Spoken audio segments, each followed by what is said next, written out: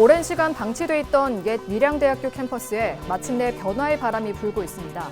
지역의 수건 사업이었던 한국폴리텍대학 밀양 캠퍼스 설립 사업이 총 사업비 확정으로 본궤도에 올랐습니다. 지방대 생존에 빨간불이 켜지자 국립대 통폐합이 본격화되고 있습니다. 최근 교육부가 입법 예고한 국립학교 설치령 개정안에도 담겼는데 전국 세계권역 통합 기자브리핑에서 짚어봅니다. 경남도의회 국민의힘 원내대표단이 김경수 대통령 직속 지방시대위원장이 사전선거운동을 하고 있다며 사퇴를 촉구했습니다. 기자회견을 연 원내대표단은 선관위에도 관련 의혹을 조사해야 한다고 말했습니다. SNS 막말 논란으로 연일 시끄러웠던 김민아 창원시 의원이 이번에는 창원대로를 박정희대로로 바꿔 부르자고 제안했습니다. 김 의원은 특정 인물 미화가 아니라 도시의 기원을 후대에 알려야 한다고 강조했습니다.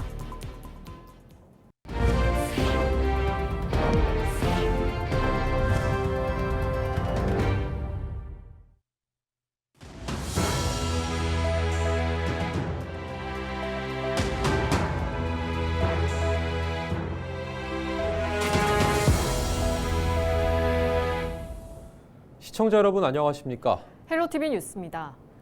오랜 시간 방치돼 있던 옛 밀양대학교 캠퍼스에 마침내 변화의 바람이 불고 있습니다. 지역의 수건 사업이었던 한국폴리텍대학 밀양 캠퍼스 설립 사업이 총 사업비 확정으로 본 궤도에 올랐는데요. 지역사회 전반에 기대감이 커지고 있습니다. 전주현 기자의 보도입니다. 깨진 창문과 굳게 잠겨있는 출입문. 한때 학생들의 발길로 북적이던 이곳은 지난 2006년 밀양대학교와 부산대학교 통합 이후 20여 년 동안 사실상 방치돼 왔습니다. 그런데 최근 새로운 변화가 생겼습니다. 한국폴리텍대학 밀양 캠퍼스 건립을 위한 총 사업비가 기획재정부로부터 최종 승인되면서 사업이 본격적으로 시작된 겁니다. 밀양시는 올해 상반기 착공을 목표로 하고 있는데 특히 지역민의 기대감이 높아지고 있습니다. 빨리 좀 진행이 돼서 또 학생들이 빨리 들어와서 지역에 많이 웅성웅성되는 그런 모습을 보고 싶습니다. 한국폴리텍대학 밀양 캠퍼스는 대학본부와 공학관, 기숙사 등 6개 동 규모로 조성됩니다. 특히 밀양의 전략산업인 나노기술 분야에 특화된 교육 거점으로 연간 1,800여 명의 실무형 기술 인력이 양성될 계획입니다. 침체됐던 지역 상권에도 훈풍이 불 것으로 기대됩니다. 사실 사람들이 많이 붐비고 또 대학생들이 와서 거기서 이제 음식도 사 먹고 이제 또 가물을 즐기고 했는데 지금 그런 문화들이 다 사라지고 있습니다. 그런 가운데 폴리텍 대학이 유치가 된다고 하니 정말 가뭄이 담비 아니겠습니까? 밀양시는 청년들이 대학에서 공부하고 인근 기업에 취업하고 지역에 머무르는 이른바 일자리 선순환 구조가 될 것이라 내다봤습니다. 더 나아가 정주 인구가 늘면 상권 활성화는 물론 밀양시 인구도 증가할 것이라고 기대했습니다. 지역경제 활성화에 큰 도움이 될 것으로 생각을 하고 아울러 말씀드리면은 우리가 지금 조성하고 있는 12달을 비롯한 복합문화관광과 이 대학이 연계됨으로써 지역 발전에 시너지 효과를 가져올 거라고 생각을 하고 있습니다. 올해 상반기 착공에 2028년 개교를 목표로 한 한국폴리텍대학 밀양 캠퍼스. 오랜 시간 멈춰있던 공간이 이제는 밀양의 산업과 교육, 지역 경제를 이끄는 새로운 중심지로 다시 태어날 준비를 하고 있습니다. 헬로티비 뉴스 전주현입니다.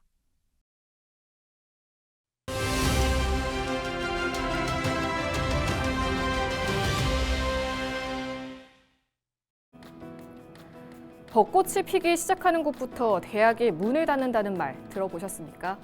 서울에서 먼 지방대학들이 신입생을 채우지 못해 폐교 수순을 밟는다는 의미인데요. 지역 소멸이 현실화되면서 이 섬뜩한 농담도 현실이 됐습니다. 지방대 생존에 빨간불이 켜지자 국립대 통폐합도 본격화되고 있는데요. 이런 내용은 최근 교육부가 입법 예고한 국립학교 설치령 개정안에도 담겼습니다. 개정안에 따르면 3개 권역에서 통합이 이뤄지는데요. 강원권에서는요, 강원대학교와 국립강릉원주대학교가 강원대학교로 통합됩니다. 호남권에서는 전남도립대학교가 국립목포대학교로 흡수 통합되고요. 영남권에서는 국립창원대학교와 경남도립거창대학, 경남도립남해대학이 국립창원대학교로 통합 출범합니다. 규모를 키워 경쟁력을 확보하겠다는 구상이지만 학교 현장에선 큰 변화가 예상되는데요. 학생과 교직원이 겪을 혼란을 줄이기 위해 보호 규정도 마련됐습니다. 먼저 재학생과 입학 예정자는 소속 대학이 사라지더라도 일정 기간까지 기존 대학의 학제를 적용받을 수 있겠고요. 졸업생이 통합된 학교 이름으로 졸업장을 받기 원하면 그 역시 가능하도록 했습니다.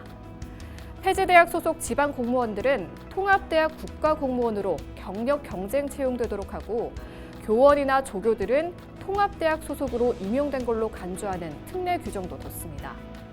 다만 이들 정원은 오는 2030년 2월까지만 한시적으로 유지하기 때문에 통폐합의 여파는 적지 않을 것으로 예상되는데요. 지방대학이 문을 닫으면 지역도 흔들린다고 하죠. 초대형 세계 국립대학교의 탄생.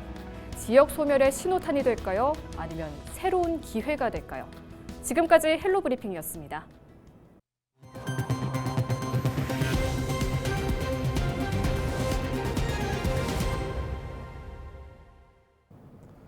경남도의회 국민의힘 원내대표단이 김경수 대통령 직속 지방시대위원장의 사퇴를 촉구했습니다. 원내대표단은 20일 기자회견을 열어 김 위원장의 행보는 국가균형발전이라는 공적 임무를 수행하는 것이 아니라 도지사직 탈환과 정치적 재기를 위한 사전 선거운동이라고 말했습니다. 그러면서 지난 1월 창원 상공회의소에서 지역 기업인과 가진 간담회를 지적했습니다. 이어 김경수 위원장의 사퇴를 촉구하면서 선거관리위원회가 사전 선거운동 의혹을 조사해야 한다고 주장했습니다. 또 이재명 대통령에게 즉각 김경수 위원장을 해임하고 도민에게 사죄하라고 강조했습니다. 더불어민주당 부산, 울산, 경남 3개 시도당은 20일 부산시의회에서 공동 기자회견을 열고 오는 6월 3일 지방선거에서 부울경 행정통합을 완수하자고 촉구했습니다. 민주당은 정부가 약속한 4년간 최대 20조 원의 재정 지원과 차관급 부단체장 신설 등 인센티브를 놓쳐선 안 된다며 지금이 골든타임이라고 강조했습니다. 또 국민의힘 단체장들을 향해 2022년 부울경 특별연합을 폐기한 실수를 반복해선 안 된다며 정치적 셈법을 멈추고 6월 선거 전 통합을 위한 결단을 내리라고 압박했습니다. 민주당은 울산까지 포함한 부울경 메가시티 비전 복원을 제안하며 통합 논의에 즉각 참여해달라고 촉구했습니다. SNS 막말 논란으로 시끄러웠던 김미나 창원시 의원이 창원대로를 박정희대로로 바꿔 부르자고 제안했습니다. 국민의힘 김미나 창원시 의원은 20일 열린 제149회 창원시의회 임시회 1차 본회의에서 창원대로를 박정희대로로 명명하자는 내용의 5분 발언을 했습니다. 김 의원은 창원 국가산업단지와 함께 박정희 정부시설 조정된 창원대로는 단순한 도로가 아니라 상징적 곳간이라고 말했습니다. 그러면서 특정 인물을 미화하는 것이 아니라 도시의 기원을 시민과 후대에 알려야 한다고 강조했습니다. 창원대로는 창원시 의창구 소계동 소계광장 교차로와 창원시 성산구 불모산동 창월터널을 잇는 창원시의 간선도로입니다. 왕복 8차선, 길이 약 15km로 대한민국에서 가장 긴 직선도로로 꼽힙니다. 지난 1970년 박정희 정부는 계획도시 창원시를 만들며 창원대로를 중심으로 남쪽은 창원 국가산단을, 북쪽으로는 주거단지를 조성했습니다. 경남선거관리위원회가 20일부터 6월 열리는 제9회 전국동시 지방선거 예비후보자 등록 설명회를 시작했습니다. 첫날에는 경남도지사와 경남교육감 선거에 출마를 희망하는 입후보 예정자를 대상으로 설명회를 열었습니다. 이 자리에서 경남선관위는 예비후보자 등록 방법과 선거운동 주의사항, 위반 행위 등을 안내했습니다. 이달 말부터 지역선거관리위원회에서 지자체장과 광역의원, 기초의원에 대한 설명회를 이어갑니다. 경남도지사와 경남교육감 예비후보자 등록은 오는 2월 3일부터입니다.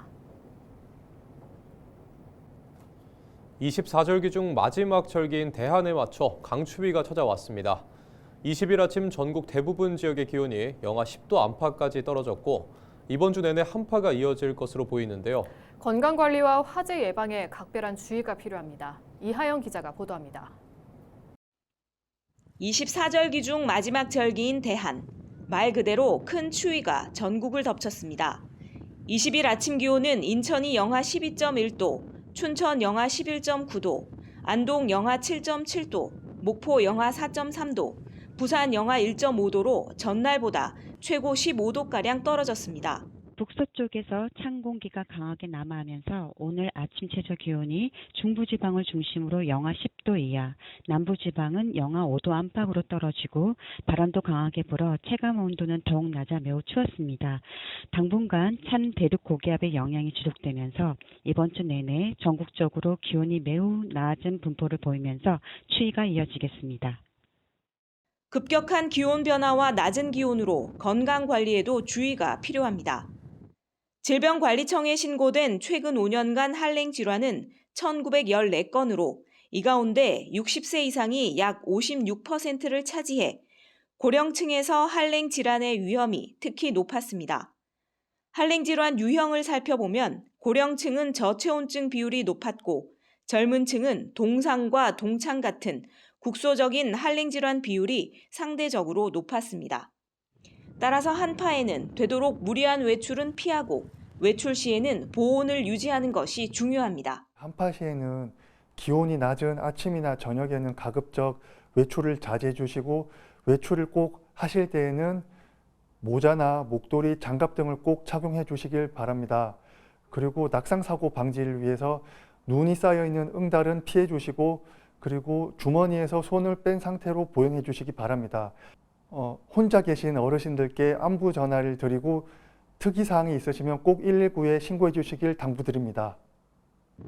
한편 전남 동부 남해안과 경상권에는 건조특보도 내려졌습니다. 기상청은 작은 불씨도 대형 산불로 번질 수 있다며 화재 예방을 당부했습니다. 헬로티비 뉴스 이하영입니다. 가덕도 신공항 건설공단은 한 차례 유찰된 10조 7천억 원 규모의 부지조성공사 입찰을 19일 재공고하며 사업자 선정 절차를 재개했습니다. 입찰 참여업체는 다음 달 6일까지 사전심사 신청서와 공동수급 협정서를 제출해야 하며 이번 공사는 물가 상승분 등을 반영해 사업비가 증액됐습니다. 앞서 진행된 첫 입찰에서는 대우건설 컨소시엄만 단독 응찰해 경쟁 성립이 되지 않아 유찰됐습니다. 이번 재입찰에서도 단독 응찰에 그칠 경우 공단은 내부 논의를 거쳐 수의계약 전환 여부를 결정할 방침입니다.